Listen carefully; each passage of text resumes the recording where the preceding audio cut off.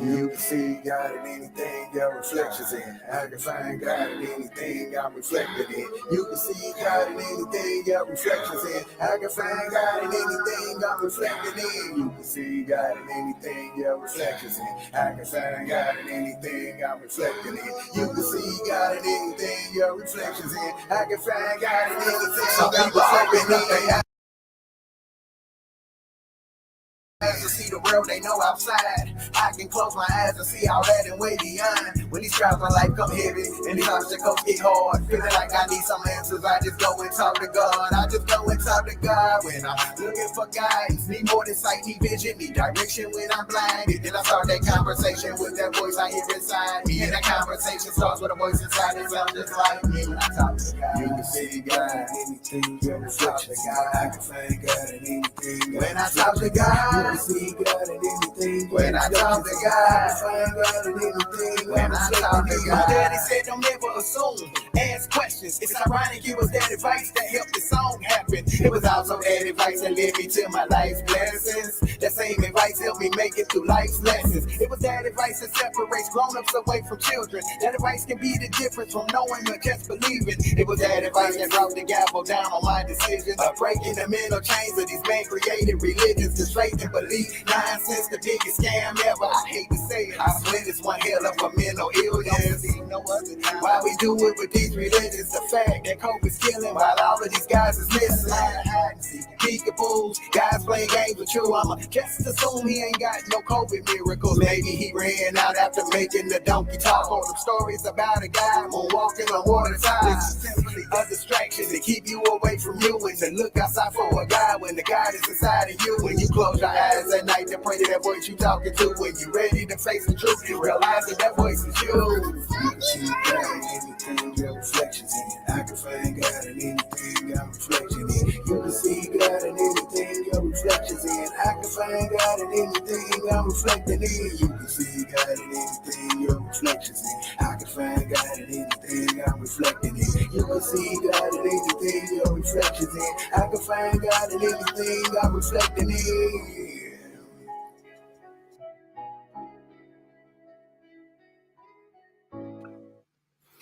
What's up, family?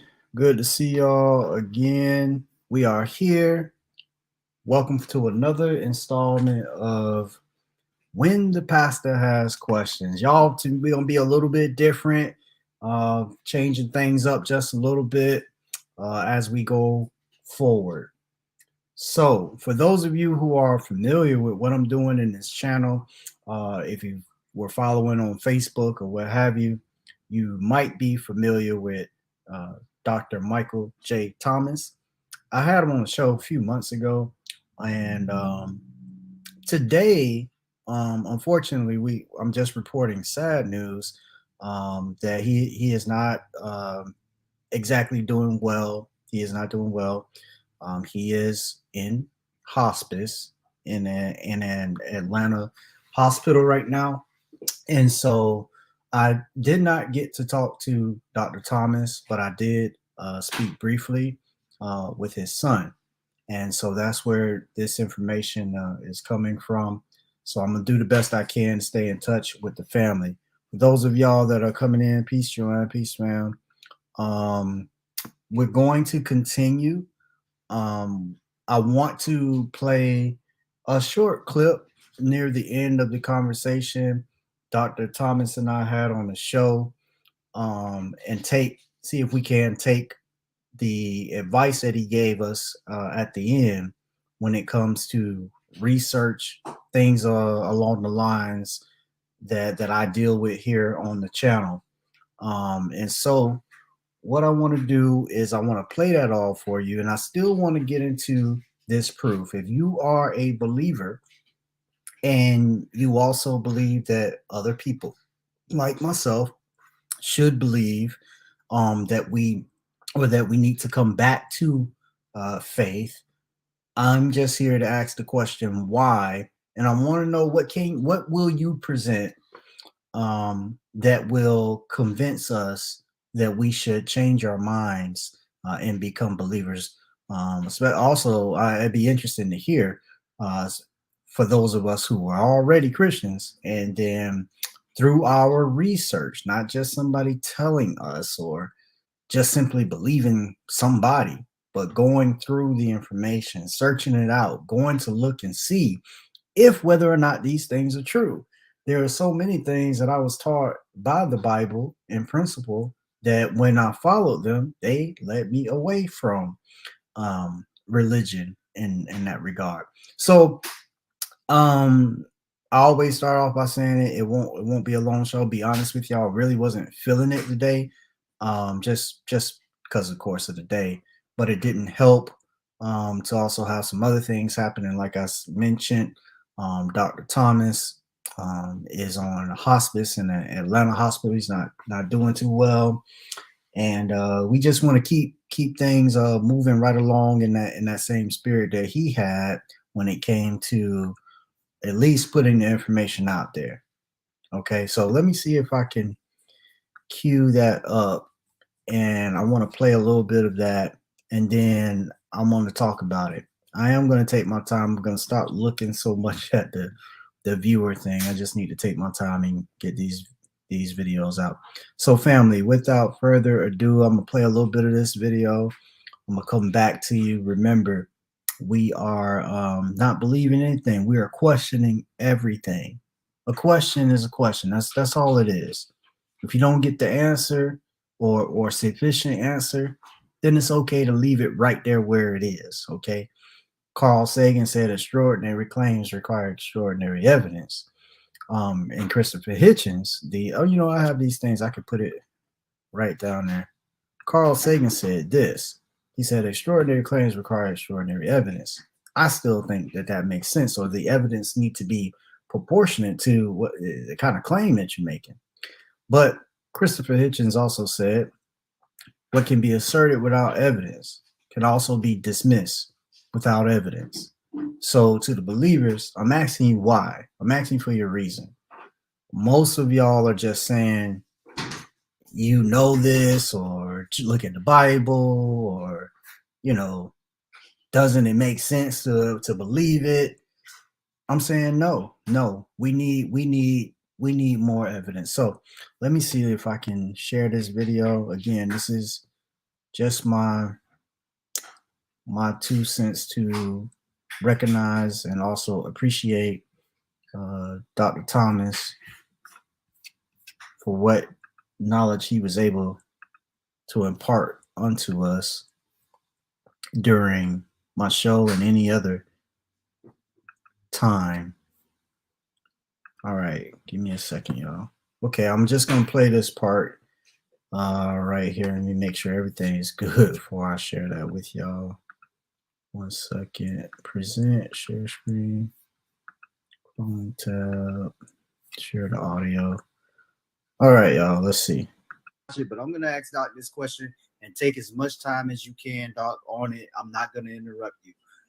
What would you say to us on this topic any topic we've been talking about? If it was the last thing you had to tell your folk, what would you tell us? My favorite saying that I've adopted: trust nothing and believe nothing. Trust no one and believe nothing. Because everything there's an agenda for everything, for everybody. This is why we became religious. And contrary to popular belief, our ancestors here, you know what I mean when I say our ancestors, we won't get into all of that. They knew nothing about Jesus until them folk got here. That didn't happen. They forced it. And yeah, some slaves were brought back. I mean, we know that. I mean, they're going to say that none ever came. Some, yes, some did. But these people were forced into to believe, period. And of course, the missionary, and that's another thing that maybe next time we talk about what the missionaries did as they went out throughout the world with this bullshit. It was just a plan to enslave the mindset of anybody who would listen. And so many people fell for it. something else I want to bring up, and it's on my mind. I was thinking about the other day. We talked about Jesus. I want to bring up Buddha. I went a lot of places. India is another place. When you go to India, they will tell you that Jesus visited Buddha. Now, again, Buddha was 500 years before Jesus. The original. There were 6 other Buddhas after the original. And if you've ever done any research into Buddhism, read about the Buddha, Buddha said the exact same things 500 years before Jesus. I won't say they were word for word, but the meaning, if you look up the parallels of Buddha and Jesus, anybody can do that. You'll see the common sayings between both. Now, how did that, and I'm like, how did that happen? So I said, well, even if, okay, let's just say Jesus was real, okay? That particular Jesus was real. But the Indians don't believe Jesus died on the cross either. They just call him a holy man, basically. But he came to Buddha, and Buddha infused all of this wisdom and knowledge into him. But it would have been the last Buddha, which was the 6th Buddha, because there were 6 Buddhas, and after the first one, I can't pronounce his name. The first one, Gasha, whatever his name was. But it makes you look and you think, okay, let's just say that, okay, this guy never went to visit the Buddha. Okay, here was something said 500 years, really, before the creation of Christianity. All right, family. I'm gonna stop it right there for a minute. Say a few words here. So that's Doc. Doc was telling us basically to question everything. That's why I titled the show what it is. Question everything. You don't need to believe anything simply because somebody says it. To the believer, they may or may not point out. I know some people were doing it back when me and Doc did that show about what Doc is saying. We have to take him at his word, and they were right. He does address that, and he does say that because he was dealing with what we have heard from scholars and what we have established. We do know that the Vatican has its library. We know that it has its private parts of its library, and we know that it's extensive. When you talk about probably miles worth of books and literature, scrolls, even. Okay, what and he goes into detail on our video about some of the things he was able to see, but also he talks about some of the rules that they had. Now, going forward to the believers, whether even if what Dr. Thomas said wasn't as accurate as some of you may think it is, or what have you, even if we have the same testimony in that sense that you have when it comes to the claims that you all have made. We have a Bible that makes claims. You Christians today make claims. The difference is his claims aren't really that Dr. Thomas's, that is, his claims aren't really that extraordinary. It is not a stretch to understand or even believe some of the things that he said, because he's not the first to say them. They have been said by many people, things of that nature. And so you can take that, if you got time, you can go back and you can look at the whole video that Dr. Thomas and I were able to do. Now, continuing on in this true fashion is the question: where is the proof? On last show, we actually had a newer guest join us, Skylar. I don't know if you're out there, Skylar, but thanks for joining us. Who was able to bring up some things with me and George G. And what I kept asking for was the evidence, or what is it, or why do you all believe? So if you have good evidence, then we should be able to take a look at it, examine it, and it ought to work. To the believers out there, I just kind of want to say to you, though, I want y'all to understand how deep this goes. Let's just say you could prove, I don't know, me or whomever else, somebody wrong on one topic. Okay, let's say you could prove us wrong on let me pull something up. Okay, let's just say Jesus was a real person. Let's say that. Let's say you could prove us wrong, somebody on that. And I don't really hold to that. It doesn't make me a difference either way. But I'm just saying, let's say you prove, okay, Jesus, and for those that are saying he's not, but you prove that he was a real guy. If you are able to do that, then what? Then what? What would that do? Just because you win a battle over here because somebody's saying Jesus isn't real, you prove that he's real. What does that do? Again, let me tell y'all the argument. The reason I keep repeating this argument is because I have not heard a sufficient rebuttal to this argument. And that's why I keep saying it, because it is just that important to this is one of the arguments that you believers really need to deal with. And it is the whole people going to hell that have never heard of Jesus. Okay, people going to hell.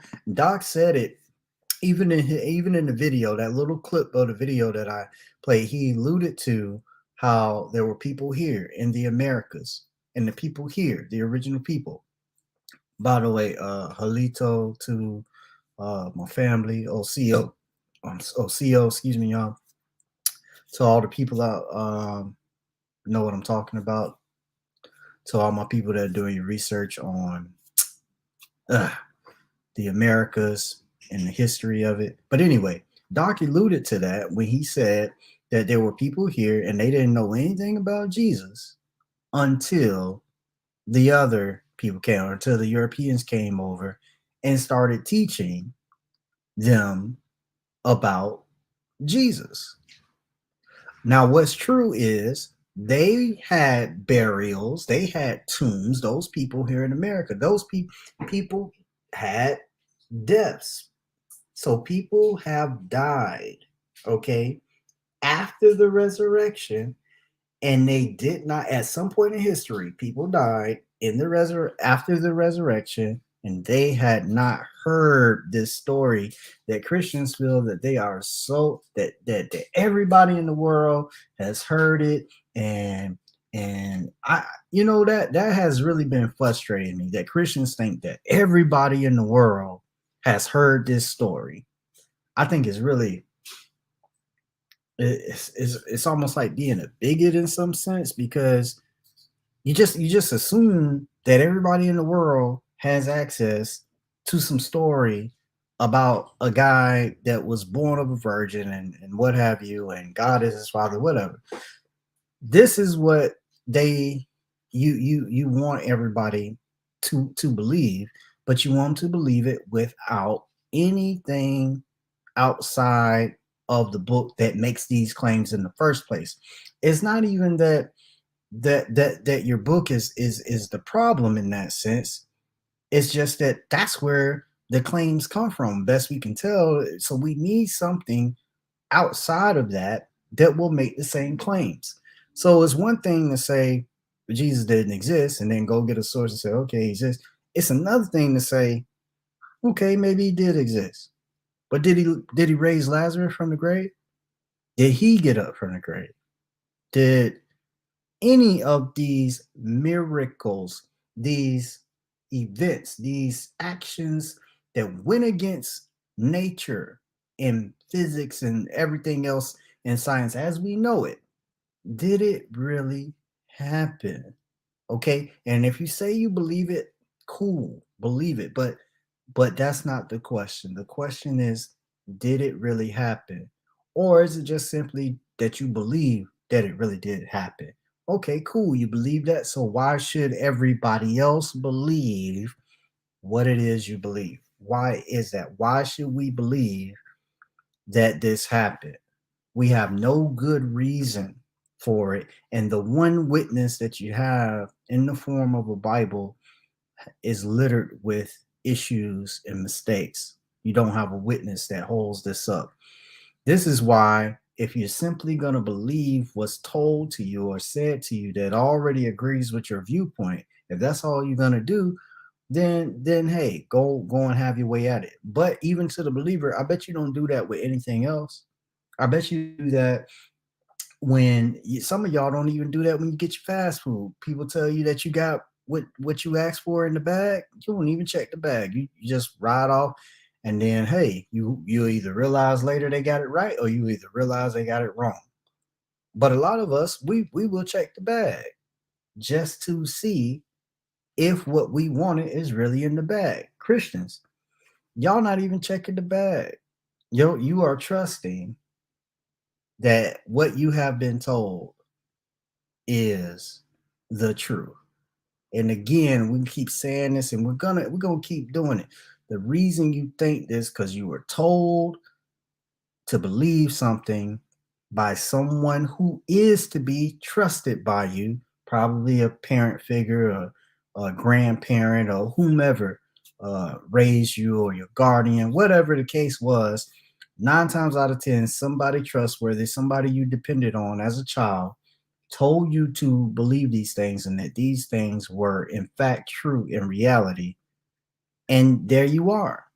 But do you not realize that people being born on the other side of the earth, they have the same, I think it's called mammalian, or when you deal with the mammals and the genes that that that compel that offspring to be tied to their parent and to accept what they're saying. Now, I'm not a scientist. I don't know the name of the genes, but this is what I've come across since I've been looking at this stuff lately. And that's one of the things that's just is built into our genetics. Y'all ever, and I'll say this real quick, just as my own thing, again, not being a geneticist or nothing like that, or even trying to get close to that. But I would say to those who are familiar with science and biology, y'all ever have experiences where maybe as you yourself, you have certain ways about you, things you do, way you talk, or how you like to keep things, whether you neat, messy, or whatever it is, your ways, we call it in our culture. Um, and maybe you weren't raised by maybe your mom or your dad's side. You were on one side of the family, but when you went to that other side, you found out you had all these qualities just like them, even though you never hung around them. So it couldn't be a cultural thing. It wasn't something that you just kind of it just kind of came to you. It seems to be that to me that this thing is in your blood, and I say that from my own experience. I didn't grow up around my father's family. I grew up mostly around my mother's side of the family. However, on the brief occasions, and then even now into the future, I'll go around that side of the family, and I'm surprised by the likeness, the things that we have. Peace, Ladon. What's up? The likeness we have, the ways that we have about ourselves. We talk alike, we do things like we even have some same mannerism. I think some of this stuff is genetic. I think some of this stuff is genetic. So with that being said, we have to understand there is something in our genes. The genes are important, but I think most of us, and especially Christians, we are confused by this. We don't dive into this. We don't jump into this. Good to see you, Joe. I'm glad to see myself too, because I pressed to do this show tonight. I really didn't have best day. I really didn't want to do it. But we here. So thanks, Joe. Good to be seen. Yeah. So y'all listen. I only need one mistake from the Bible. Okay, just one. It is so fragile. I told him that last show. It is so fragile that one mistake. That's all you need. One established thing. It's just that the believers have to continue to deny, because if you concede to one of these points that non-believers are making, then it invalidates your whole thing. That's not true for the non-believer. I can bring up something and maybe it's a good point, maybe it's not. But I brought that up about hell because these are some things you can't get around. Even in the Christian tradition of saying that God Okay, he made hell. He made it for the devil and his angels, right? And then it talks about in the Bible about hell enlarging its borders or whatever to receive, people, because it needs to get bigger, right? Because more people are going to hell than going to heaven, according to the book that you've been reading. And if you were in the Church of Christ, you probably sung the song "Everybody Talking About Heaven Ain't Going There." What's up, Sheila? Peace. Thanks for y'all coming on in here. Yeah, if you talking, everybody talking about heaven ain't going. Okay, so back to one of my main arguments. If your God created hell, what you believe he did, and then he created people, which believers believe he did, and then he put those people on the other side of the earth, which believers believe he did, opposite of where the crucifixion, all that took place. They believe he did. That happened in Jerusalem. Christians believe that. Yet they'll say you have to believe this in order. No, not even the Christians. I'll do you better. It's in the Bible, John 14:6. No man comes to the Father but by me. I keep saying this because it is really, in my opinion, I have, maybe there's a hole in it somewhere. I don't see it. That's a nail in the coffin, because he is obligated, because he says in 2 Peter 2:9. I know I sound like a broken record to some of y'all, but it's good to repeat this stuff because not everybody hears it. 2 Peter 3:9. He is not willing that any should perish. And also in 1 Timothy 2:1-4, he wants everybody to be saved. If that's really what the God of the Bible wants, he wants that. He gave him life, so he's obligated to that. But he also can't lie. This is why you cannot break what Jesus said in John 14:6, that no man comes to the Father but by him. Because if you can come to the Father skipping him or without him, then that invalidates it also. That invalidates what he said. That means he doesn't know everything. That means there was something said by Jesus that's not true. That means all of that. So then the whole thing falls apart from that point. If Jesus told a lie, it falls apart. If Jesus says something that ain't true at any time, that it falls apart. I don't care what you do. This whole thing is very, very fragile. So you all, to the believers that are out there, we're still asking why. What is it that keeps you?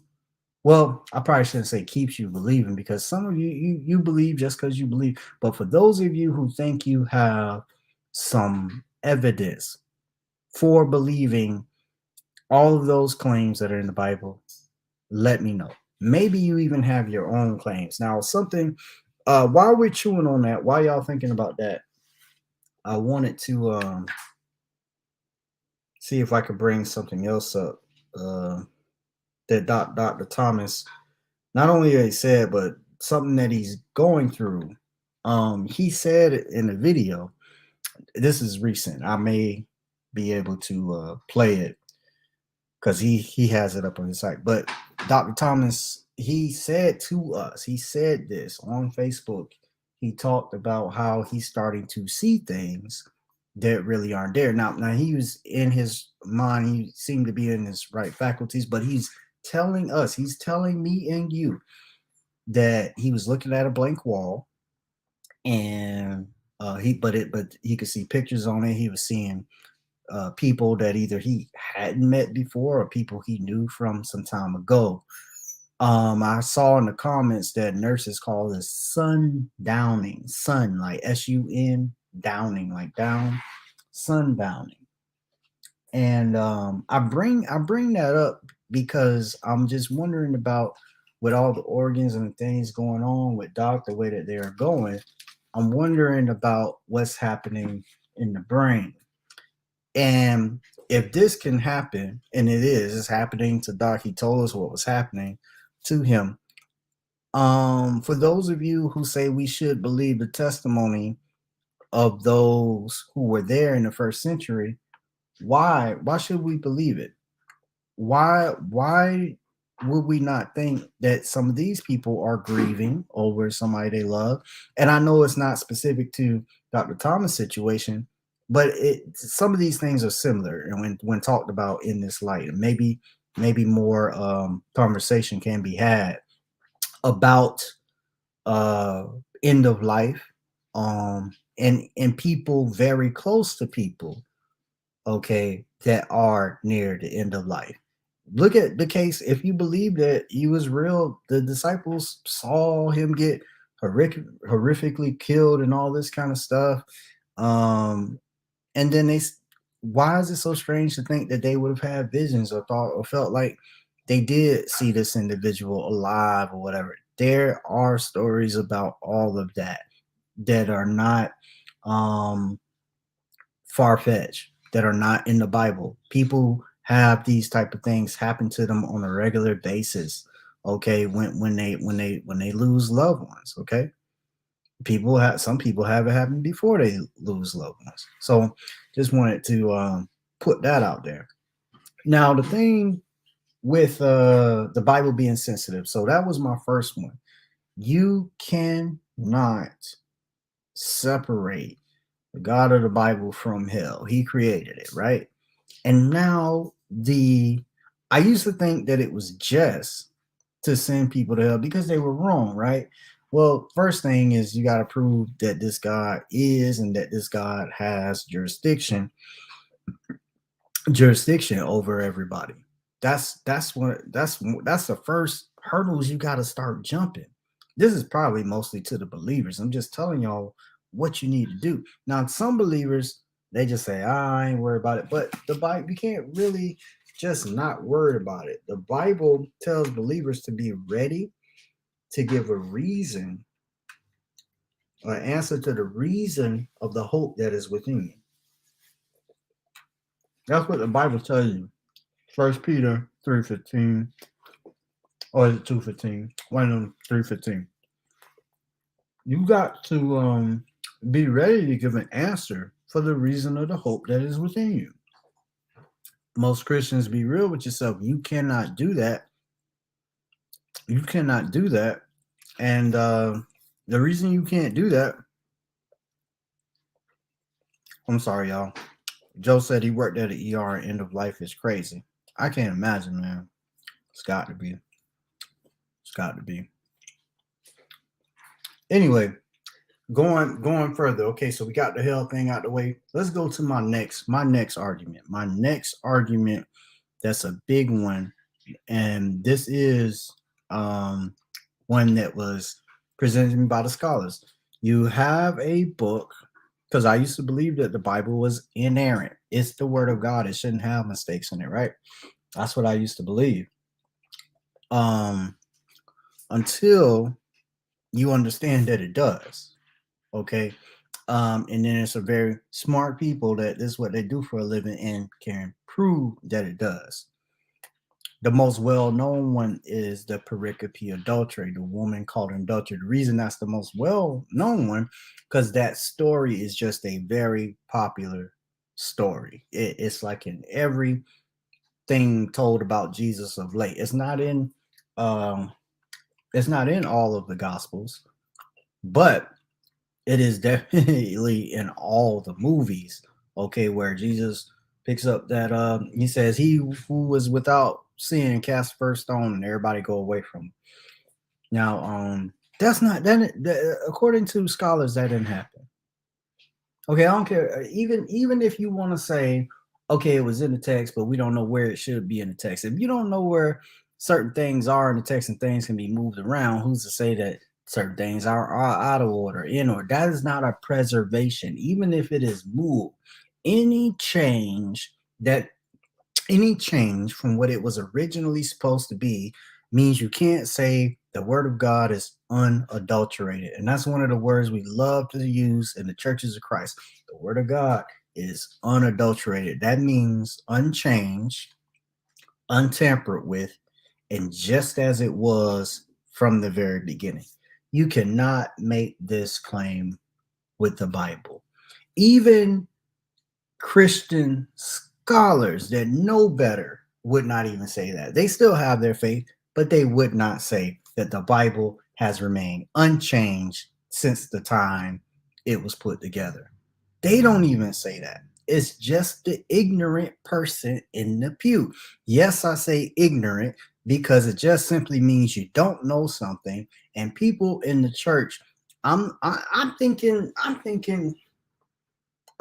it's a lot of your religiosity that keeps you from looking into stuff. Okay, because if you knew the knowledge that is out here, if you knew some of this stuff, I think you have some serious problems. But some of you, in spite of evidence and having all the things in your face, some of you would choose to believe a lie, even in the face of overwhelming evidence. I can't think of his name, but there's a geologist. Can't think of his name. I've been seeing it. But he's talked about a lot. Richard Dawkins talked about this geologist and some other people. He's a Harvard, I don't know if he was a teacher or Harvard educator. Anyway, he was a geologist and he had dedicated his life to science and all this. He was a geologist and he wrote this book anyway, but he was also a Christian. So what he decided to do one day was to go through the Bible and cut out each verse that, because of his knowledge as a geologist that he cut out the Bible verses that would have to go because they were not in harmony with his beliefs, right? They are not his beliefs. They weren't in harmony with the science that he had studied and that he could prove. The Bible wasn't, so we cut it, and then after he did all of that, realized there was really not much left of the Bible at all. Then he tells this story about how he was in his backyard. He went somewhere, there's a creek in his backyard, and I guess it was cold because a waterfall had frozen into 3 frozen streams, and that was it for him. He said back there in his yard, he gave his life to Christ, and the 3 streams of the waterfall gave him some type of. He thought it was the Trinity. I guess this was God talking to him that represented Father, Son, and Holy Spirit. But this was a very educated man. Some of y'all look at it. If I think of his name, I'll come back and put it here. But it's just a testimony that you can be a very smart person. I'm not trying to insult your intelligence, but I am trying to get you to see that beliefs in religion, specifically Christian religion, calls for you to just deny the physical world. They calls for you to deny laws. They call y'all, excuse me, it's lunchtime, it's dinner time here. They calls for you to just leave all that. Don't pay attention. It's just going on about your business. Believe God. And if science says the earth is round, well, hey, that ain't what God said. That ain't what God said. God called this a dome. Rakia is the Hebrew word for the sky. It alludes to something hard, so it's a dome over us and all that kind of stuff. Jesus literally read the Septuagint in his hometown, but he got handed a Hebrew scroll. Interesting, Joe. So I'm saying all that. That I gave you the argument about hell. That's really my main one. And when I gave y'all about hell, I told you about the pericope adultery. That's John, with the woman caught in adultery. Where am I? John chapter 8, around there. And then so that was my doctrinal. That's my textual one. And then my third one is a historical issue. Historical issue, what I'm calling a historical issue, is this whole age of the earth. And I'm getting ready to throw in, I can throw in with that, humans and how we came about. Because according to the biblical narrative, the earth and all of its inhabitants were created in 6 days. The seventh day, nothing was done. God rested. I'll just grant you God resting, whatever. But so everything is there within 6 days. That means that Adam gets here on the sixth day after the earth, okay, is here. Now the thing about people that try to say, oh no, the earth could be here, it could be old, and then other things, God spoke other things to existence, but the earth was already here. The spirit of God hovered upon the face of the deep. So that stuff was already here. The problem with that is that even going back so far, there shouldn't be other life. Like a lot of Christians like to bring up. I'm going on this because this is the historical, but it's going to go into geological science and all that because I'm going to deal with this flood and the time that we supposedly have been here. Okay, so the flood thing, there are people that say that believers, oh, we got clams and rocks of clams up on mountains, and they're usually these huge clams. They're not the little clams like this size. I mean, they just huge, big clams, right? And they say, see, so the earth must have been underwater in Noah's flood.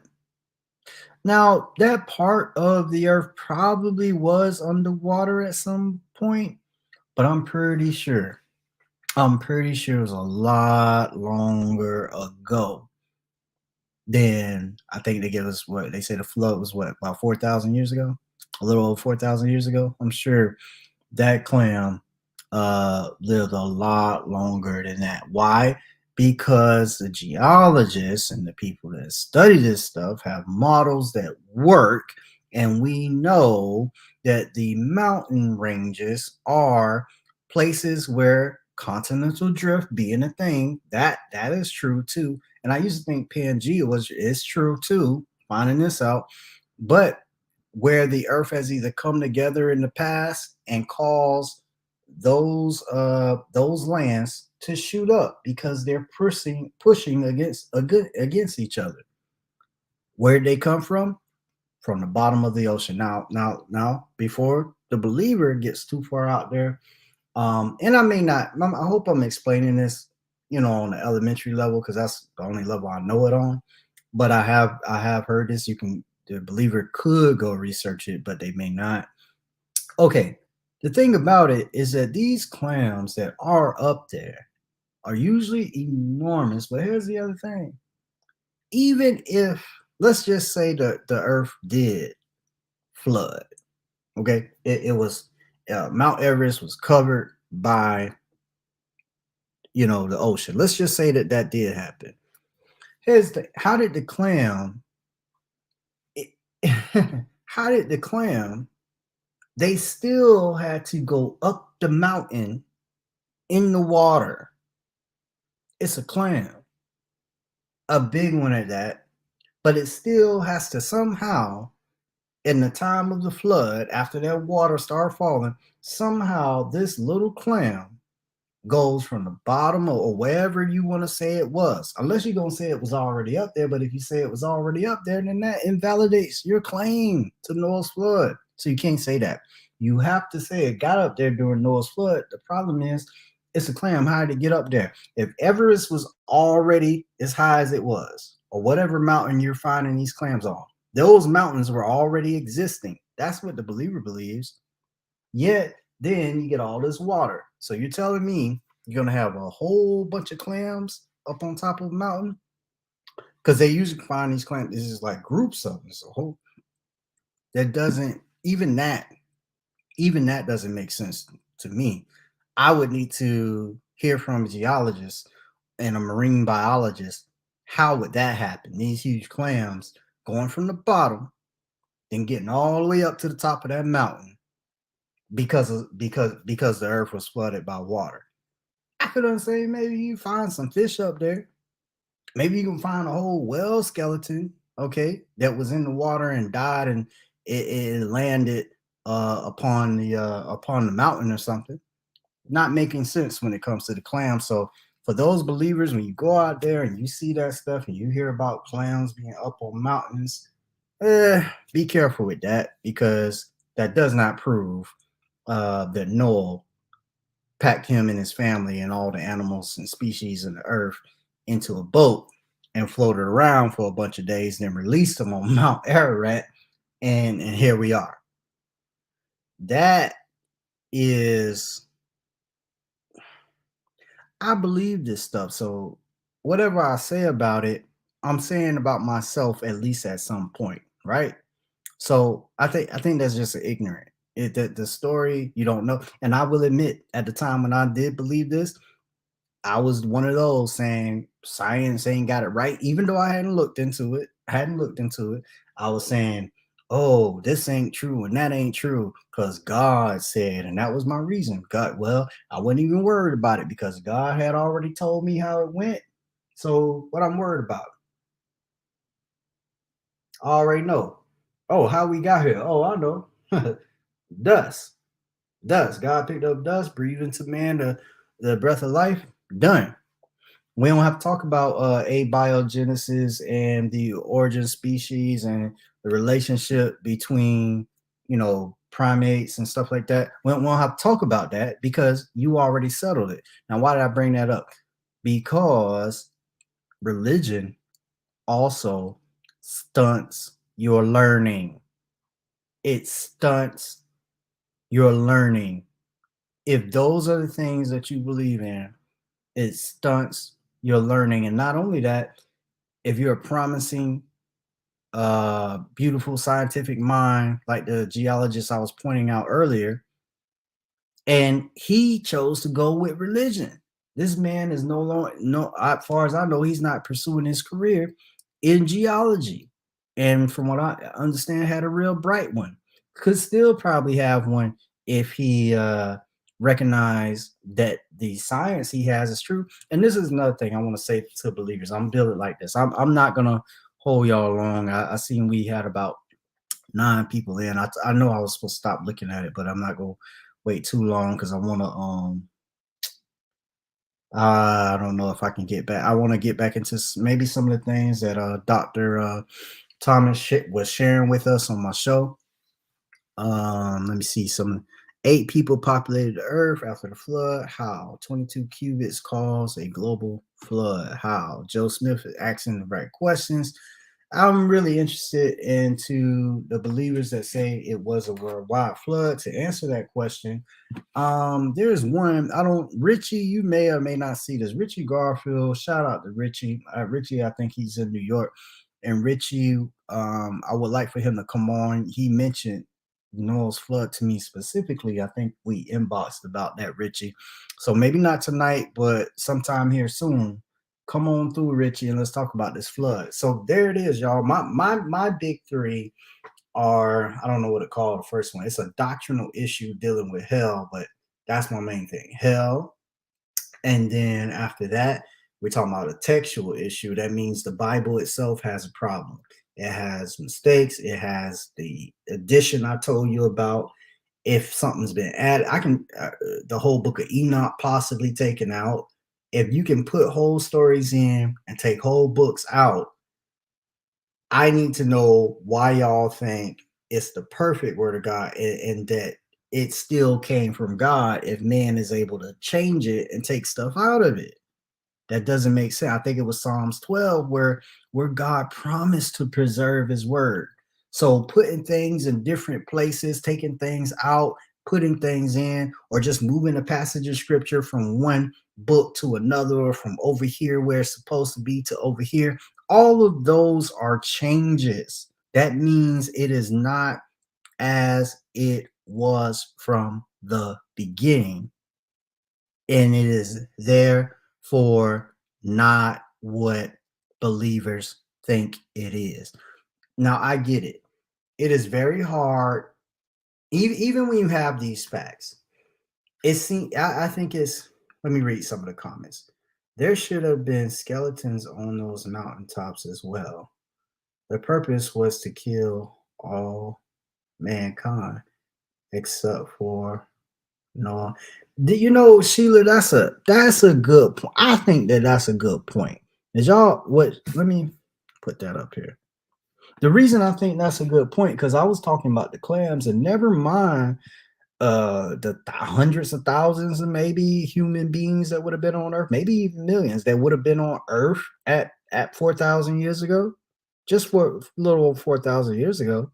Where are all their bodies? Did they just so happen to, as the water recede, not fall on the Earth somewhere? Because there should have been there should have been a great stench around the earth from all the dead bodies just laying on the ground everywhere. People trying to build boats in haste and trying to survive what was the deluge, but didn't make it. According to the Bible, only 8 humans and whatever land animals was on the boat.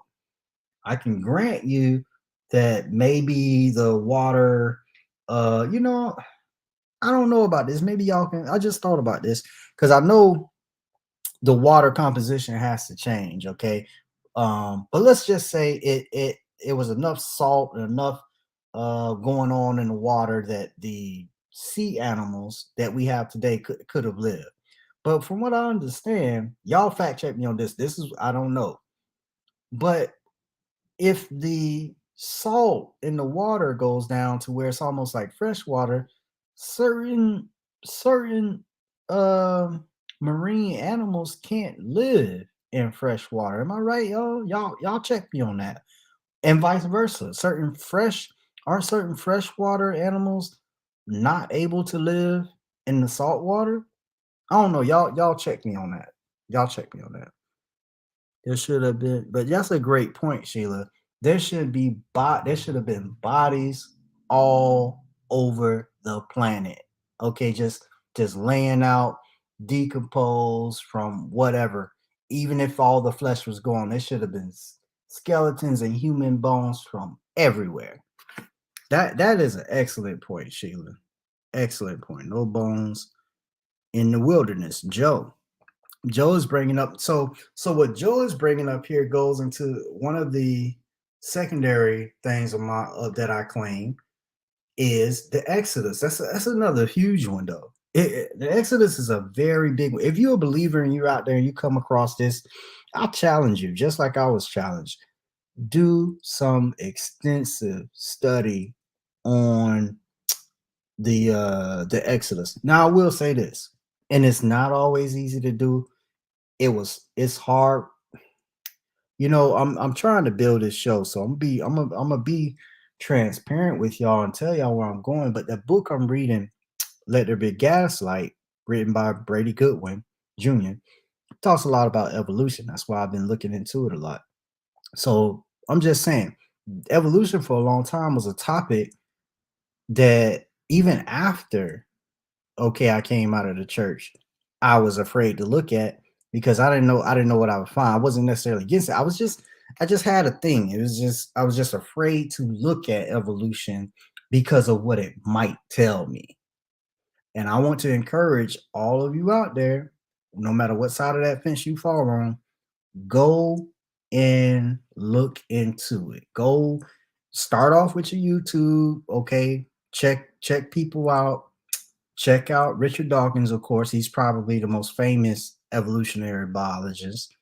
But there's another guy named, I think it's Jim Coy. I think it's Jim Coy. But if you type in YouTube, type in why evolution is true. Why evolution is true. Why evolution is true. Type that in YouTube and you get that guy. His initials are JC, but he's also an evolutionary biologist, and they do a good job of making this stuff simple for people like myself to be able to understand it. So I'm not putting in claims. I want y'all to go and look into it yourself. But yeah, there were no bones in the wilderness. This is one of the ways that we know, okay, that there was no way 500,000 people were going around about in a circle in the so-called wilderness, no bodies. Here's the other way we know. Do y'all know I want to pronounce this right. I want to well, anyway, do y'all know they find fossilized poop? We have it's called coprolites, fossilized dinosaur poop. Not only that, this is another reason why we know they weren't in the wilderness, because we also, from traveling tribes a lot less than 500,000 people, have found fossilized poop, dookie, doo-doo from people. And this is how we know these people were in the area. If there were 500,000 Israelites wandering around in Sinai, in that desert, y'all, there would be poop everywhere, okay? Everywhere. And the evidence, that's evidence. As funny as some of y'all might think it is, it still would be evidence that there was a whole bunch of people walking around out here, because look at this fossilized poop over here. This poop that done turned to stone, turned into a rock. So we don't see it. What's up, Richie? Peace, Richie. Let's see. We are at 7:56. Richie, I want to see, hit me up tomorrow. Let's see if you come on. I'm not gonna try to, you know what, Richie, if you able, I will try to squeeze you in. I just want you to give your explanation for the flood. So if you're able to come on, Richie, send me an inbox and I'll send you the link. But I do want to keep it just on the flood, because all right, give me a second, y'all.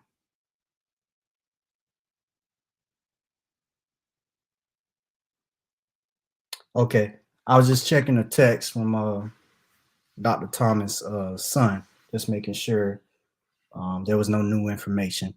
Yeah. So, Richie, if you're able to come on, gotta hit me in the inbox. You gotta do it quick, man, because I'm gonna get off of here in a minute. But to the non-believers, y'all hang in there. Keep on pressing. I mean, you ain't gotta do what I'm doing, but if you got family, you got somebody just taken by this stuff, especially if you got family that needs to go see somebody or get help mentally or physically, and they waiting on this God to help them. Guess what? Y'all need to Richie, you said the emoji. I'm guessing that mean you want the link. Let me give me a second. Give me a second, Richie. I'm gonna pull this link up. And just give me a second. Let me hit the invite, copy. I'm gonna send this to Richie. Richie, again, if you're able to come on, I just want to keep it at the flood. Now we can talk about it there, but if you are able to come on in the next few minutes, I'm going to keep it on the flood. We want to get laser focused. If Richie comes on, we're gonna laser focus in on that flood, but we want to pay close attention to what Richie is gonna tell us if he's able to come on the show, because I think his story is going to be very different from what most Christians would tell us. All right, Richie's in the house. 1 second. Yo, can you hear us? Yes, peace, family, peace. What's going on? Peace. What's up, Richie? How you doing? Hey, what's going on, bro? Hey, man, I'm good. Real quick, I don't know how much you was able to hear. I'm actually doing this show in recognition of a friend of ours, Dr. Michael J. Thomas, who is not doing so well. He's on hospice, but Dr. Thomas challenged us to not just believe things, but go ahead and dive into it. Now, I said a lot, but what I do remember, I think it was last week, something you said either in a text or in a comment to me about the flood. Now, am I correct when I say you think the flood of Noah was local or global? I would say universal in the sense of humanity, but local in the sense of the actual damage. Okay, I didn't know that part. So can you explain to that? Before you do, my understanding when I was a Christian, my understanding evolved. At first, my understanding was the whole earth was covered by water. Even the top of Mount Everest was covered by water. There were 8 human beings inside the boat. Also, all the land animals that would have needed to be on that boat in order for us to have them today were on the boat. The whole earth was flooded. When the water started to recede, that boat, the ark, settled upon the mountains in the Ararat area. So northern Turkey, Mount Ararat, and the water continues to recede. The animals and the 8 humans come down and jumpstart the whole world again. Mhm. Everything starts from that point, which is roughly about 4,000 years ago. Some people date it to. So Mhm. that's my understanding. Can you break yours down for me? I mean, that was also my understanding as well. I mean, that's what they kind of teach us in, like, whether it's like in schools or whether we see it on TV, the worldwide flood. And, the language of the Bible um, also gives that perception that it was like all the earth was flooded and everything. And, like I said, I've been debating with atheists for the past since 2017. And a part of that helped me to kind of like test different models, because a lot of times, like when I'm debating, I'm also trying to learn as well, like what are the facts out here, and of reality and everything when it comes to scientific understanding.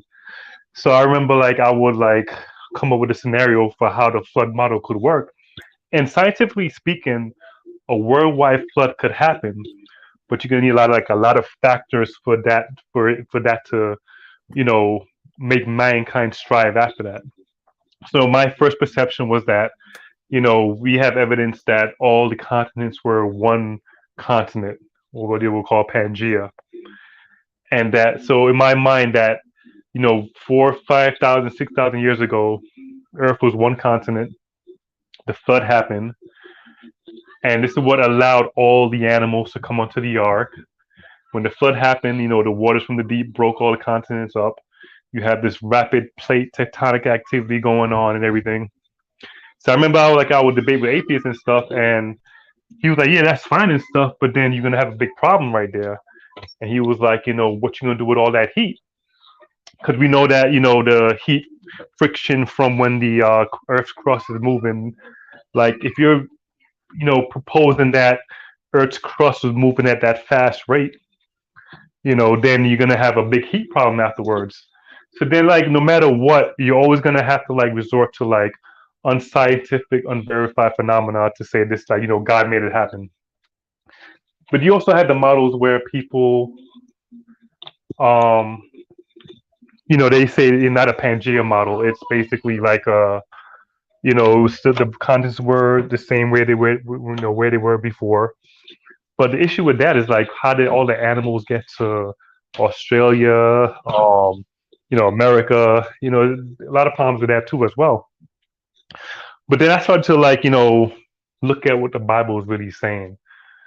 And we know that, like, especially when you look at the Hebrew language of the Old Testament, I believe that the vocabulary, call me if I'm wrong, it's like 14 or maybe to 70,000 words in the Hebrew language of the Old Testament. Where in English we have like over 1 million words in our vocabulary. So Hebrew has to kind of like reuse a lot of words, and the only way you could basically apply the proper meaning is if you look at the context of the passage. So sometimes when we read, like, in the Genesis, you hear like all the earth. Like, for instance, when they talk about the famine in Egypt, I mean the famine when Joseph's family had to go to Egypt to get food. It says that there was a famine in all the earth.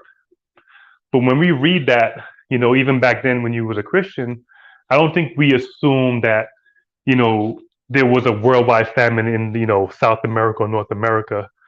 We know that they're talking locally, like all the earth to them. So since that language exists, then you say, okay, well, should we, should we have to imply that the whole earth was flooded? especially when even like scientifically speaking, we know that human beings originated in one region and they spread out. Science says that we originated in Africa, Ethiopia, or some South Africa or whatever, and then there was a migration pattern and stuff like that. So if human beings were in all in one region, why would God have to flood the whole earth? Another problem is too is when you look at if you look at the flood model, the worldwide model, you look at all these species that's on the planet. Like for in order for you to get all the species that exist from just animals that's on the ark, you will have to have what you call rapid microevolution, meaning that If it's only 4,000 years old, if yeah, yeah. okay. So you have to have a rapid microevolution going on. It's possible, yeah, scientifically speaking, but if some supernatural forces behind it, and that would be a lot for God to like go through. If he's gonna flood the whole earth, then you're gonna kind of like have to tweak the mechanisms of biology just to repopulate the earth. But then, like, I started to look into other views. Like, I know if you ever heard of this Christian apologist named Hugh Ross. He's an astrophysicist, Mm-hmm. and he's the first one that I really heard about the local flood model. And so when you look at the migration patterns of humans, especially when the beginning of civilization, we know we was all in one region, Africa, and everybody spread out to the Middle East and then everywhere in the world. So to my understanding now, that God wouldn't have to flood the whole earth. He wouldn't have to flood the region where beings are at. And also when it comes to the animals, when you look at if you look at Genesis chapter 1, we see that animals were created on the fifth day, or land animal, or you have animals on the sixth day created before man. But in Genesis chapter 2, you have man, then animals created. And that seems Right. like, a kind of like a contradiction. But what I realized is that when you even look at how God was talking to Noah about clean and unclean animals, and then in Leviticus, they label what the clean and unclean animals are. All these animals are just limited to domesticated animals. So for what it seems is that like God didn't tell Noah to take every animal on the planet on the ark.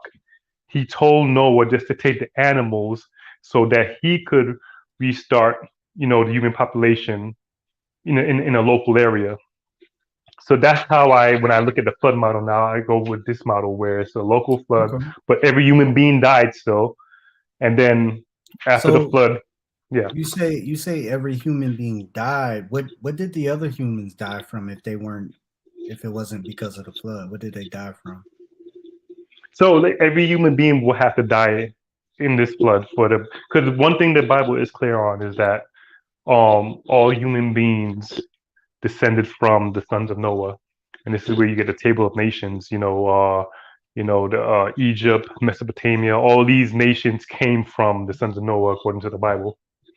So that means that every human being will have to be in a certain region, and the flood will have to be extensive enough to kill every human being in that area.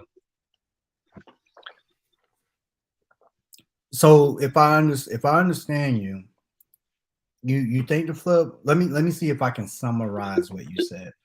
And if I'm not right, just correct me because I need to kind of still man what you're saying before I start to deal with it. Yeah.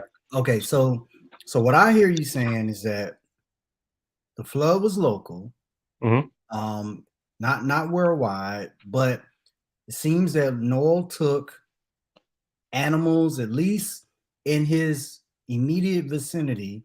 Sometimes the Hebrew word for earth can mean a patch of land. It Yeah. doesn't always mean earth as in how we think of it as the globe. Yeah. Hmm. It can mean patch of land, which I'm of the persuasion, just so you know, even as a non-believer, I think that is what the Bible was saying. I don't think it was worldwide, but I deal with it as worldwide because that's what the majority of people out here think. Yeah. Definitely. So I deal with that now. But the thing is, with it being local, right? I want to revisit how do the other people on earth die? Yeah, so this model would basically is saying that before the migration of people into other areas of the planet. And here's the thing though, there's one thing though, like when it comes to this model, it's not trying to, accept every scientific dogma as fact. It's still going to be some conflict with science, meaning that this model still is not going to conform to uniformitarianism, where basically that says that over time, all the layers of the earth were laid down over time, and fossils were laid there. A million years later, more fossils laid there. So it doesn't conform to that theory. And if that theory right there, where basically everything was, animals died over time and layers and upon layers and layers, we know that in real time that layers could form rapidly, meaning that we had, in an example, like in the 80s, there was this eruption in Mount St. Helens where a volcano erupted and then layers were laid rapidly.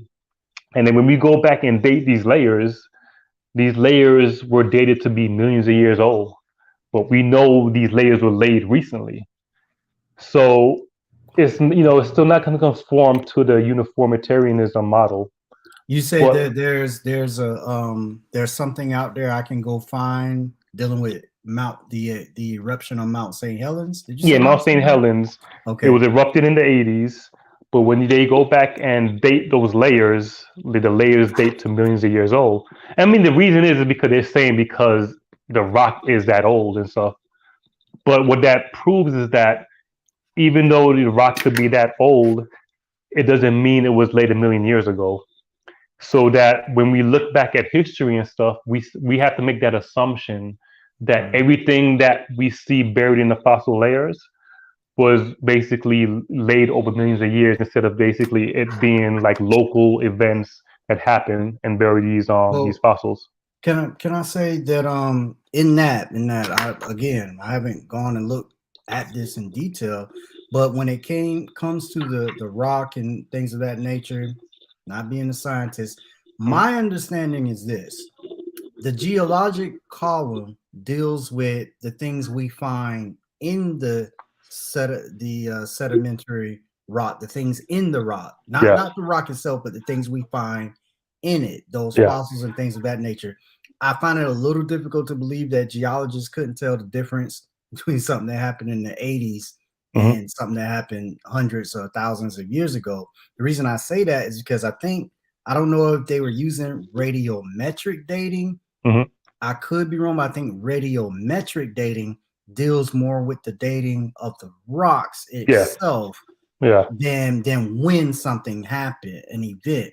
So there's a difference in the event happening that would spill all these rocks out that could be millions of years old, yet things that are fairly recent can be trapped in that layer. You get what I'm saying? yeah, yeah, yeah. I mean that's just my 2 cents. And I wanna speed you up a little bit here because I was getting ready to go. First of all, man, thanks for coming on. I always hmm enjoy having guests. So I appreciate you and I hope you doing well with your endeavors up there. I think last time I talked, you're an actor, right? No, no, a producer. What did you say? Okay. Yeah, yeah, You're into film. You're yeah, into yeah. film. Basically. Interesting. I got another friend that's on here. He's into that. But let me go into this about the flood. Yeah, so toward the end of my ministry, I started to teach. It was a local flood. I hmm believe that the Bible supports a local flood. hmm Now, I don't say that just because the Bible says it. I say that because when you look at some of the geology, there hmm seems to have there is some evidence of a local flood in the Turkey area. hmm There's even new things coming out saying that some water poured across the Sahara, however long ago, and going down into the western part of Africa. Uh, there seems to be some water, uh, huge amounts of water that flowed over that land some time ago. Now I will say this. Um, Quentin is on here. I think Quentin believed that the flood was worldwide, though. I don't know why he's on that side. But anyway, Greek population, 8 people. So you said that everybody on Earth did die, Hmm. okay, but now we got to get the whole Earth populated. Hmm. We got to get to me and you from these 8 people about 4,000 years ago. I don't have all the math on that. I did read something recently on it. I think it was in the book that Brady wrote. I'll have to highlight it and bring it back up next time we talk. Um, I kind of want to narrow this down, and we can get off in a few minutes. I really want to know about all the people dying, because the Bible does say all the people died. Yeah. Everybody comes from, and I'm gonna throw this 2 cents in.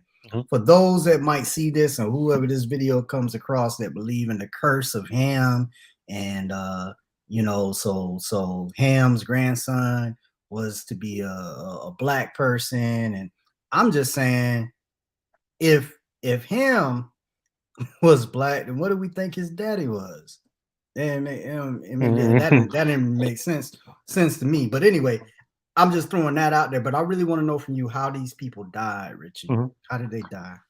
It's interesting you say that too about Ham. Like, do you know that like in the African tradition of Christianity, which is the Ethiopian church, they their Bible has more books, and they also include the Book of Enoch. Yep. And the Book of Enoch has an interesting book in there. Basically, it talks about they talk about the sons of God having wives with the daughters of men, and they Mm-hmm. were saying the offspring from the between the angels and the woman were white, right? Mm-hmm. And what happened was that when Noah was born, now he appeared white as the sons of the fallen, meaning that people thought that he was a fallen entity too. So what that implies is that, like, if we could look at that, it means that it's saying that all the population of humans were brown, and that Noah was like the first albino. And then I don't know if you ever noticed that when they had to show the sons of Noah, Ham, Shem, and Japheth, you have one dark one, you have one middle tone one, and you have one white one. And I think it comes from that tradition, is saying that if Noah will be the first albino, that means that his wife will be black, or brown skin, melanated. So that means that you have the possibility, if both genes combine, you have a middle tone person. If you get the genes from the mother, then you're going to have a dark person, and if you get the genes from the father, you have a white person. But that was just to address what you said there about the whole the Ham thing, but how everybody would die. So if you look at like the migration patterns of humanity, right? Human beings, well, except Australia, talking about, like, if you go talking about Americas and Asia and stuff like that, we see the pattern of civilization starting from the region where the flood happened, and it slowly extended outward to the east and to the Americas. So if you look at civilization, it's all from Egypt and Mesopotamia, or Sumer, and the Indus Valley civilizations are the what do you call the 3 oldest civilizations. And I'm not talking about like based on rock layers. I'm talking about when it comes to written language, things that we can confirm that these were civilizations. So this is why they date those civilizations as the oldest. Now, of course, if you go to, like, if you want to start dating civilizations by rock layers, now that's a whole nother topic right there.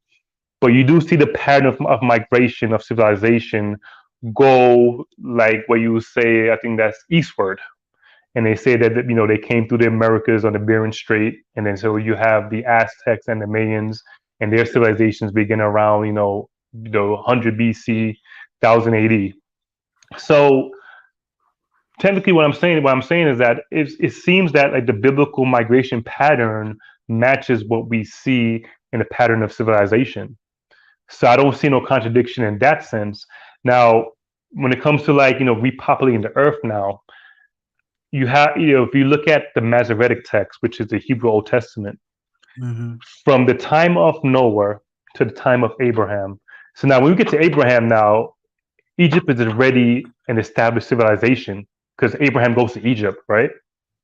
But the time from Noah to Abraham in the Masoretic text is only 400 years. So that means that if every human being is died, right? Means you got 400 years to repopulate the earth and get Egypt and Mesopotamia. But what's interesting though is that when you look at the Septuagint, right, which is older, well, when I say older, we have older evidence of the Greek Old Testament than the Hebrew. The oldest Hebrew text that we have dates to like 1000 AD. That's 1000 years, or 900 AD. But the Septuagint goes back to 300 BC. And when you look at the time difference in Septuagint to the Masoretic, you have about 1,200 years from Noah to Abraham. And if you look at, even if you put a like an average population growth rate on that, you're able to get the civilizations of Egypt and Sumer. So this is why I started to go with the Septuagint text, because it seems like the dates were more on point with reality than the Masoretic. So yeah, those are the speaking of reasons dates, why I kind of like, was able to really see the flood model as something local, but yet possible with that paradigm. well, hopefully we can talk some more about the people dying. I'm not really hearing it, but I wanted to ask about. Hold on, it was something you just now said about it. I got so much going on. Go ahead. I'm sorry. I'll Yeah, so interrupt you. so in sense of people dying, meaning that for everybody to die, they will have to be in a local region for that local flood to hit, to kill all humanity. Okay. Yeah. When you talked about the repopulation, let's see if I can jog my memory by going into that a little bit. Oh yeah, that's what it was. I was gonna ask you. So, what is your estimated date on the flood? How long ago did it happen? Yeah, so with the Septuagint dates, like it gives us, when it comes to humanity, it gives us a max of 10,000 years of Homo sapien existence. So the flood will probably be maybe 3,000 years after that. Basically the flood has to occur before Mesopotamia and Egypt is established.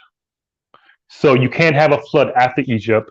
You can't have a flood after Mesopotamia, because the Bible makes it clear that Egypt, one of the sons of Ham, was Mizraim, which is Egypt. So it has to be before the emergence of civilization, or the emergence of the written record. So the reason I bring that up is because I've done a show on it, and I'm trying to think of the dates, but I use people like Answers in Genesis. I use people like Got Questions, and I use them not just because I think they're best. I use them because Christians tell me that these lean toward. I have one that's in the comment thing right now. I consider him a scholar, but he supports what you just said. And I'm saying all that because when we come back to the issue here of the flood, we really need to revisit it, because I'm still trying to get to people dying, and the reason I want to nail down the date on it is because we have, just dealing with the Egyptian records. I hear China really blows this away, but just dealing with the Egyptian records, I did this on the show. We do have records going back 3,000 or more BC, 3,000. So what are we, 20? This is 2023, and we go back there about 3,000 years. You get back to about 5,000. Actually, yeah. We're talking about a little over 5,000 years. Yeah. That just don't leave very much time for there to be a flood. And what I was pointing out, if the Answers in Genesis dates are correct, then the flood happened and nobody told the Egyptians. They kept having babies and doing everything right through this worldwide flood. So to me, that was a clue that not everybody died in the flood.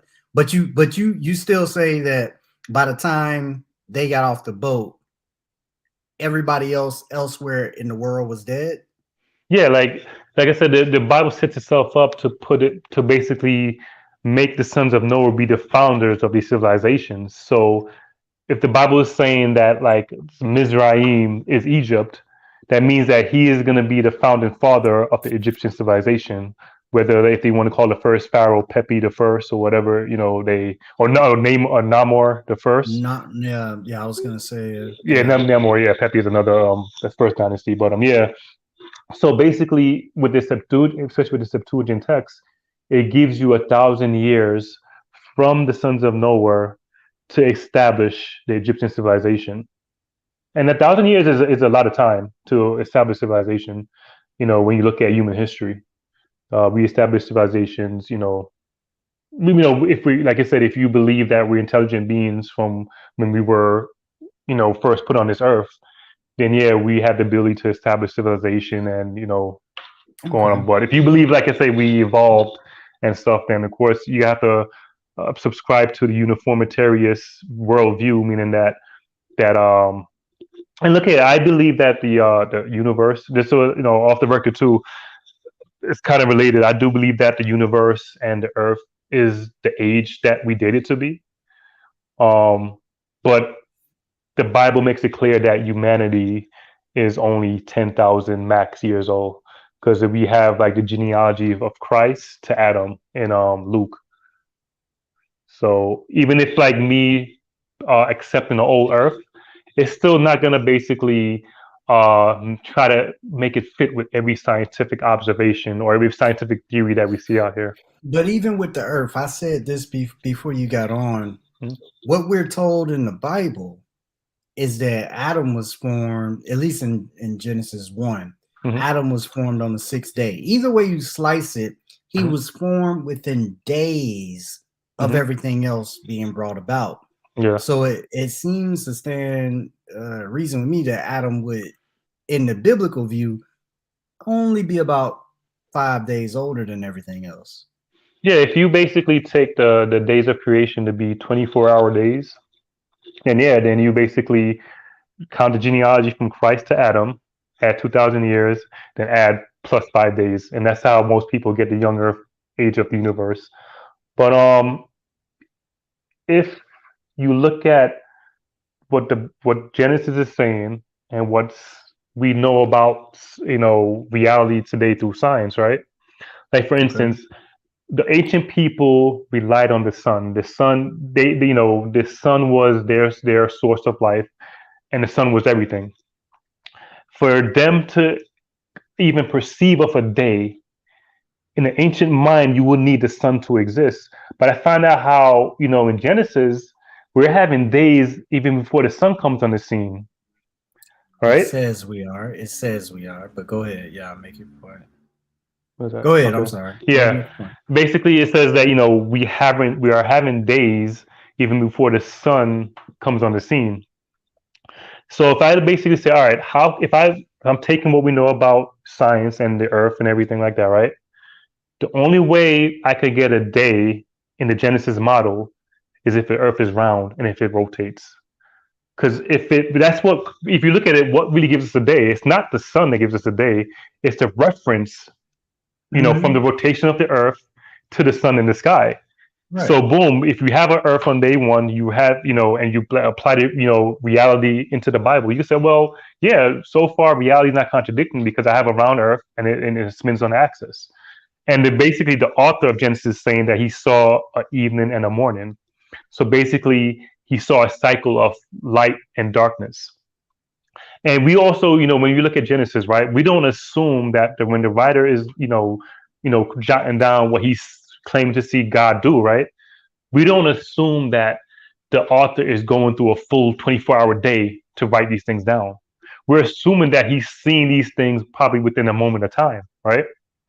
So the author is seeing a Wait, day you and night. say the author of Genesis? I don't think the author of Genesis saw any of this. I mean, if you look at how it's written, right, it's written from the point of view that the writer is seeing God do something. Like God is not talking. I mean, God is not telling him to write this from the text. Um, and basically, like it's written from God is not saying this is what I said. the author is saying that, and God said, "Let there be light." So it's kind of written from like an observer point of view, like somebody's seeing God create the world, like God is showing the person a past Yeah. event, but we don't So assume that. Yeah. yeah, he's speaking it, but I'm just saying, you know, my understanding, you know, we don't know where whomever's getting this. I would have said Yeah, yeah. Moses.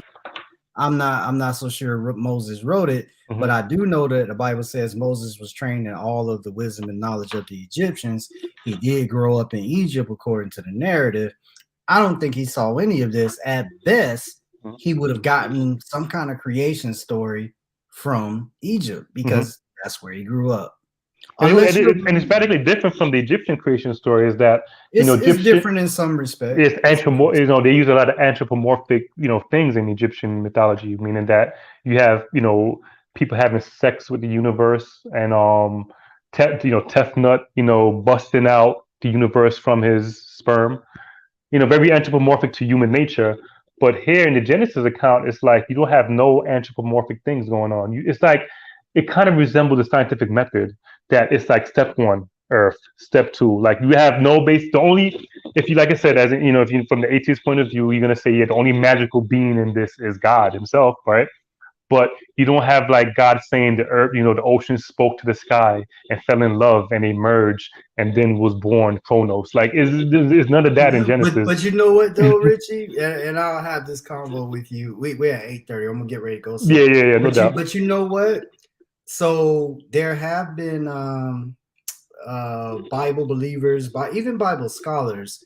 I really need my book with me that try to explain Genesis and say that it's being told to us from the perspectives of the writers, the people of that day, Mhm. and what they're saying. So that's why it sounds the way that it does to us.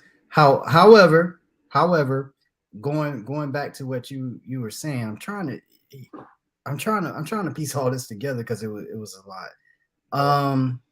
It's hard. It's kind of Those hard to separate Genesis and the flood. Like they kind of come hand in hand. Yeah. Well, it was something you said. You talked about Was it with the flood? uh it was dealing with the flood. How Well, human beings died. anyway, going back because I want me and you to maybe say we could do it this week. We need to go through the flood, okay? Because see where you are with it being local is one thing, and then there are Christians that will tell you, of course, that you're wrong, Yeah, of course. and I would love to sit on a show where I'm kind of between you and another Christian that believes it to be worldwide, and we can just kind of discuss this for the audience. Um, but going back to where we were. So when we come back together, let's me and you probably get together and talk about this flood because I've really gone a little bit over, and I wanted to give proper recognition to my friend Dr. Thomas. But I want to say, Richie, I'm thankful that you came on. And let me see, what's today? Today is Tuesday. What you doing on Thursday, my friend? Thursday I'm up. night. Yeah, I'm open up for that day. All right. You think we could do something on the flood this Thursday night? Yeah, definitely, definitely. I have my camera on this time. Usually I come on these things like my whole family situation going on in the background, so that's why I have like my little emoji on. But we'll definitely make it more personal next time. So If you don't mind, I would appreciate that. I like doing the shows where we can see each other, but I'm just glad that you came on. I know we were supposed to do the show last week, so I want to make sure we're able to get in here and we can go some more on this flood. There were some people. Jackie Robinson was chiming in the chat. I don't know if you were able to see the chat, Richie. Are you watching on Facebook or YouTube? YouTube. Yeah, there should be some things in the chat from Sheila, and then there are some watchers on Facebook. I guess you and I are friends, but if we can get on Facebook and check this out, that's what I wanted to say. Thank you, Sheila. So you said you were talking about the Egyptians talking about you know Shu and Tefnut and how they described the universe coming into being. What I wanted to say was That sounds to me more like a people trying to explain what's going on around them using natural things that they already know. For Absolutely, instance, yeah, like the absolutely, whole thing of having sex with the universe, and that was their understanding of how you get life exactly. from something else. Now, the reason that I bring that up is because there's a point in Brady's book. I gotta look back at it, but I bring that up because that definitely sounds. But in the Bible, you don't really see them saying it. You see, in the beginning was uh, in I was about to quote John 1, but in the beginning was God, and it talks about how the earth was with form and void, and the Spirit of God moved upon the face of the deep and all that. So it seems to imply there was already water everywhere, and there was no dry land. There are different creation myths where it talks about a stone appearing out of the water. No, it's not a huge landmass, but they said stone. We still have the same concept there. You get where I'm going? We Yeah, we yeah, can yeah, yeah. we can talk this out, Hmm. but I'm just saying their creation myths bear similarity, and even some other places in the text, along with the stories that we see that were already in that area. But I want to revisit the flood because I didn't get to go and question. I want to question you a little bit more and press a little bit harder on this locality and being able to get all these different human beings that we see in such a short period of time coming off of Mount Ararat. One last thing, let me see. It's 8:37. Can you tell us? Well, it says, I believe, I'm not looking at the Bible. You mentioned all the humans dying, Hmm. but what about the animals elsewhere? What about the animals that didn't get on the ark? What about the buffalo of America? What about the mammals down in South America? What about the marsupials Yeah, over in Australia? They were just continuing life as usual. yeah. So like when you look at the new flood model now, it's like there are no lions on the ark, there are no giraffes, there are no elephants, because when you look at how in Genesis talk about what kind of animals to bring, of the clean animals and of the unclean animals, this is what you bring, twos by sevens. And when you go to Leviticus, we kind of have the Hebrew list of what they consider clean and unclean animals.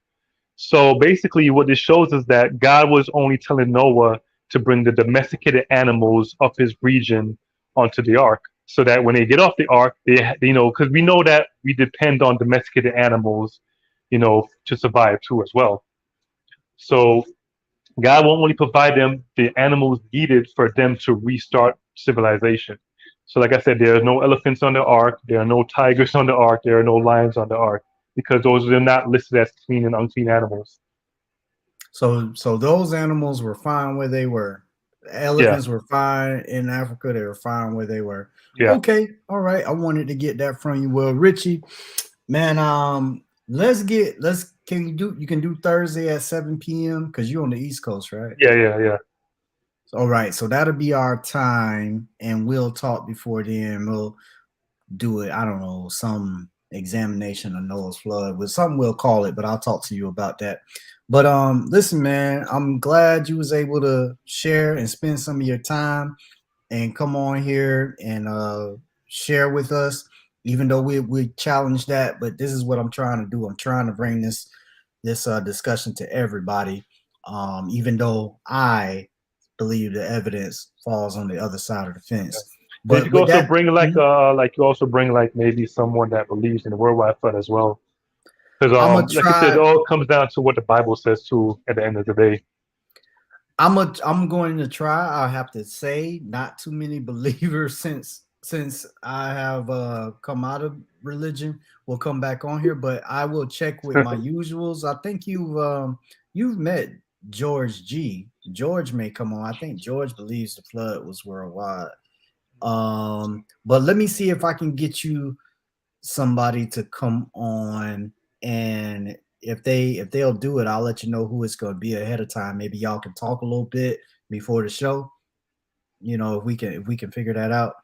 I got one person in mind. He's on the thread. I don't know if he will have the time with such short notice, but he'd probably be a good person. Um, and that's Robert. Robert may see this. Robert, if you listening or if you see this later and you got the time to come on Thursday night on the show, we would love to have you. And I'll reach out to him, Richie, by text. I have his information here. I'll reach out to him. So with that being said, man, I'm gonna go ahead and let you go. No problem, man. I appreciate having me on again. No, thanks for coming on. And I'm gonna cue up my video, my friend. And Richie, we will talk to you later, man. And Yeah, I'll definitely. see you soon. I'm just gonna give my tribute, keep giving my props to Dr. Thomas right quick. All right, man. Thanks, Richie. We'll see you on Thursday. All right, cool, man. All right, All take right, care. peace. Peace. Family. With that being, y'all heard the conversation, so I hope y'all are in here on Thursday. Me and Richie, I'm gonna try to get someone. Maybe there's another believer that'll see this. Quentin, you can come on, but we need somebody that can actually come on camera and talk with myself and Richie. Richie believes that the flood was local. I'm saying that definitely wasn't global. I'm saying that. And we want to see if we have a volunteer, somebody that can come in here and try to persuade us that the flood was local. Because if we say that it wasn't local, you got a long burden of proof. If you say that it was local, then we need you to break this down. Why so? With that being said, let me see if I can play some more of this video here. I'm going to share my screen, play some more of the conversation I had with Dr. Thomas when he was on the show, and continue to wish his family much strength, wish him much strength.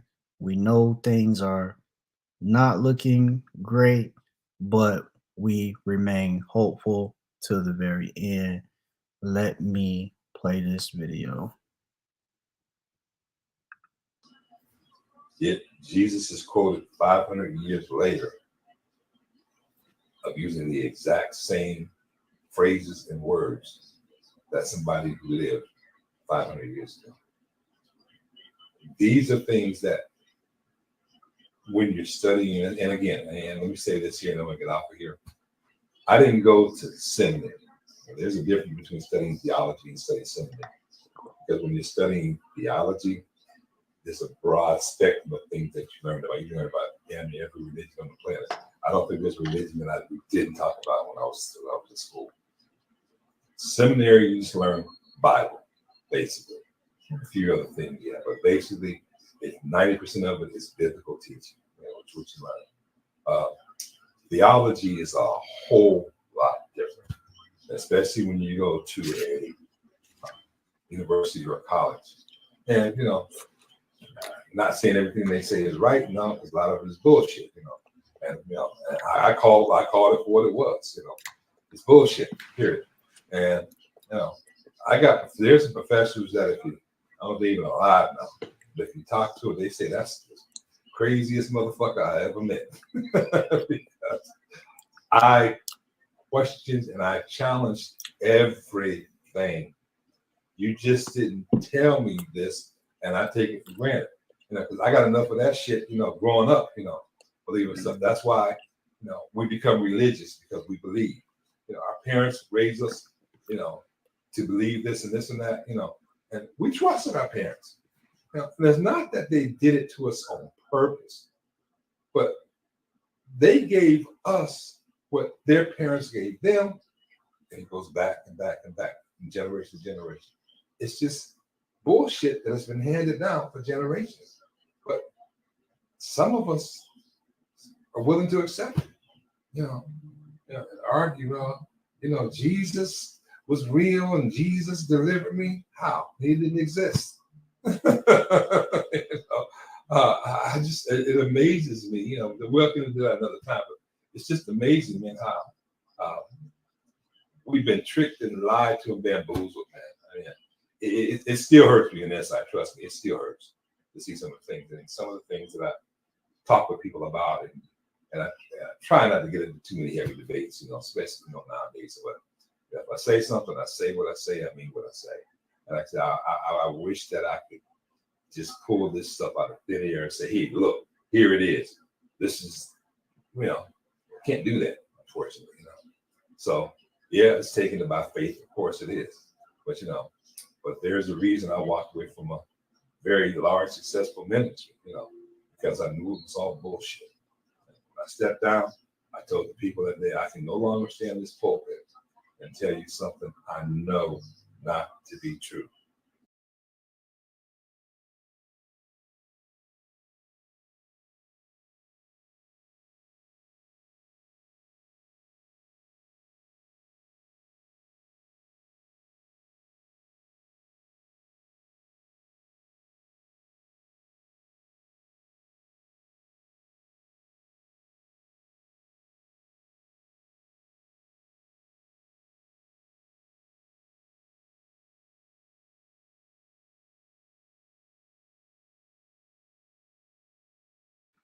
Sorry, y'all, my mic is muted. I just wanted to say, hey, thank y'all for coming on the show. I want to say that last part that Dr. Thomas went through. He's like he said, he had a successful ministry, but he knew the things that he was teaching wasn't true. And that kind of hit me because that's my story. That's my story. And I know that the stuff wasn't true. And I always wanted to be someone out there doing something, telling somebody what the truth was. I thought that stuff was based in reality. And just like Dot walked away knowing, he knew, he was able to see even more than I was able. He knew the stuff was not true.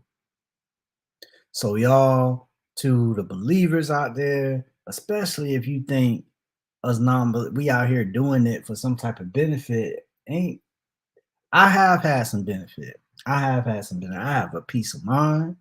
I'm not as stressed as I was. I'm much happier. Okay. I have had some benefit, okay, from leaving, okay, the religion. However, I don't want y'all to think left because somebody hurt me or there's some money out here. It ain't no money, ain't nothing like that out here. I'm just trying to say I can relate. Dr. Thomas is a respectable man. He gave that to us, and let's continue to hold up what he said when it came to don't believe none of this stuff. Don't be duped. Question everything. With that being said, I'm gonna go ahead and take us to the outro. Y'all know how we do. Shout out to Kali. Peace. Truth is my only religion, people.